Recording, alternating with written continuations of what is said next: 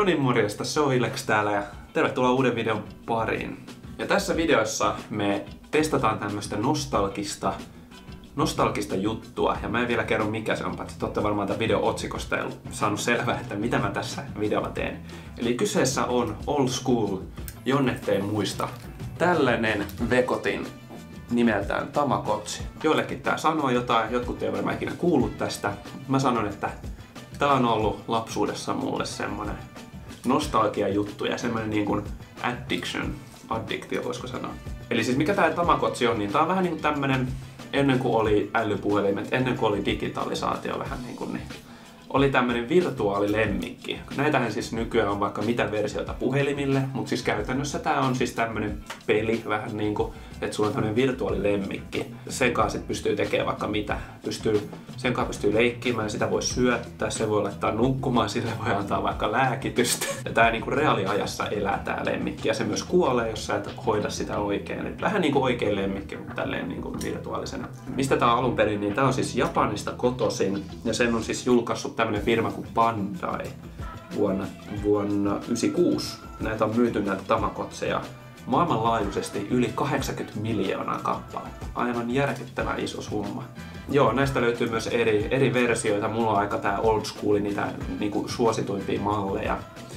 Ja niissä uusimmissa versioissa sitten on niin kuin enemmän toimintoja ja kaikkea säätöjuttuja, mutta tää on vähän niin kuin se Generation 1, ihan ensimmäisen sukupolven Tamagotchi. Tää siis meinaa tää Tamago-sana niin kuin, se meinaa niin kuin munaa ja sitten se meinaa niin kuin watch, eli niin kuin katsoa. Niin se on vähän niin kuin tämmönen niin kuin kananmuna, mitä voi katsoa niin kuin suomeksi. Mennään katsoa vähän lähemmin tätä Tamagotchia vähän tarkemmasta kuvakulmasta ja mä vähän esittelen miten tää toimii. Ja niin, muistakaa he tässä vaiheessa vielä tykätä videosta ja jos et ole tilannut Metsin kanavaa, niin tee sekin tässä vaiheessa, niin et missä on mitään uusimpiakaan videoita.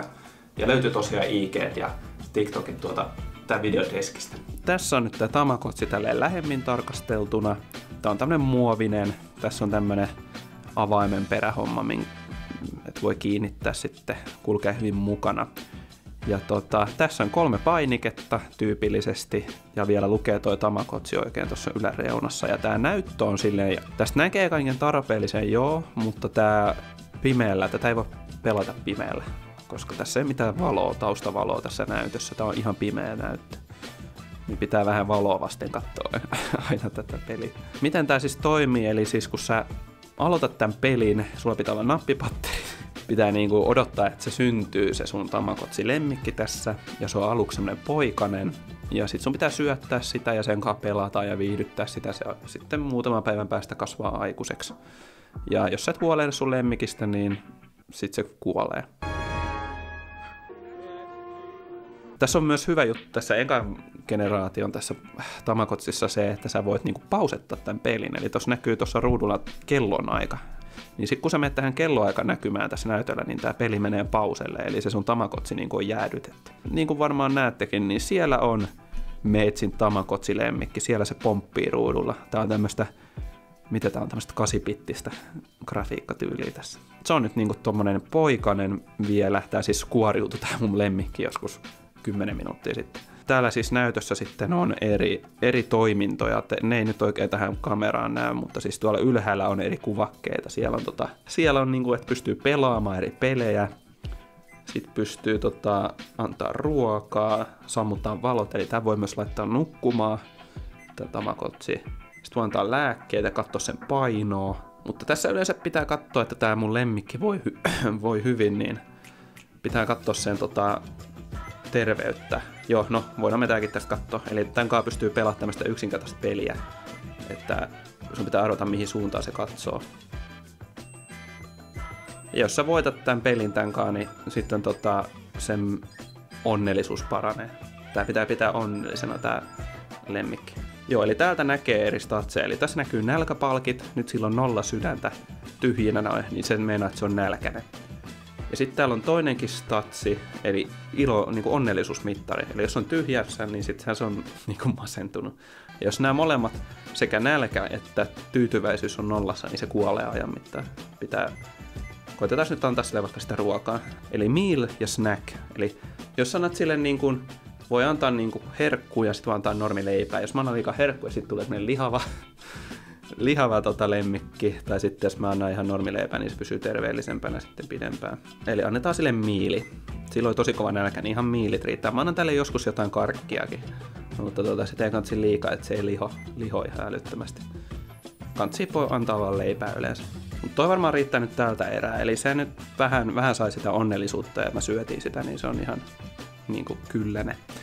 Joo, mutta tälleen tää Tamagotchi toimii. Tälleen tätä peliä pelataan ja välillä sille tulee semmosia kakka-emoji-juttuja tuohon näyttöön, niin sit pitää niinku käyttää tätä vähän niinku suihkussa. Ja öisin sen kanssa laittaa nukkumaan. Tai jos tulee semmosia Z-kuvakkeita. Joo, eli siis kuinka paljon tää maksaa tää Tamagotchi ylipäätään, niin tosiaan tätä Tamagotchia saa tosi harvoin nykyään suoraan kaupasta uutena. Mutta jotkut suomalaiset liikkeet myy tätä netin kautta uutena. Esimerkiksi toi Kärkkäinen ja sitten Puolenkun pelit. Et ei nää ole ihan kuollut niin kuin kauppojen hyllyiltä, mutta paljon vaikeammin saa nykyään näitä kuin joskus vaikka 10 vuotta sitten. Eli joo, mun mielestä tää on niinku osittain myös rasittava niinku lelu ja välillä tosi kiva. Varsinkin tämän piipittäminen, koska tästä kuuluu ääniä tästä, niin jos sä oot vaikka jossain tunnilla koulussa ja sä haluat ottaa tämän mukaan kaikkialle, niin kuin tää on ollut tarkoitus niin kuin ollakin. Niin jos oot vaikka ratikassa tai koulussa ja tää piipittää, niin se on vähän ärsyttävää välillä. Mutta onneksi tää voi mutettaa, kiitos. Jos sulla on hirveä kiireistä ja sä et muista tätä hoitaa, niin tähän kuolee, niin tää siis meinaa, että sun pitää omistautua tälle aika paljon. Mutta tää voi onneksi, niin kun mä aiemmin sanoin, niin pausettaa. Et jos sulla on joku vaikea tilanne, sä et voi yhtään katsoa tätä Tamagotchia, niin se voi pausettaa silleen, että pistää sen sinne, jos haluat asettaa sen päivämäärän, missä tää elää, niin se voi sieltä pausettaa. Mä oon käyttänyt sitä aika monta kertaa, esimerkiksi yöllä. Onko tää nyt esimerkiksi 30 € arvoinen, siis se oli se summa, millä mä tää ostin, niin kyllä mä sanoin, että tää on, koska nää varmaan tulee tässä 10 vuoden sisällä katoamaan niin kuin monista kaupoista. Niin. Tää on tämmönen ikuinen klassikko nostalgialelu ja kyllä tätä välillä tekee mieli pelata ja tää on välillä sellainen addiktoitava. Joo, ei tässä muuta. Tää oli tämmönen Tamagotchin esittelyvideo ja toivottavasti piditte. Ja mikäli piditte tästä videosta, niin muista heittää se linkki tässä vaiheessa. Ja jos olet tilannut Metsin kanavaa, niin muista sekin tehdä. Ja Metsin somet, IG ja TikTok tosiaan videon deskistä vielä kerran löytyy sieltä. Ei tässä muuta. Mä olin Villeksi ja tämä oli tämmönen Tamagotchi nostalgisointivideo ja nähdään seuraavien videoiden parissa ja se on moro!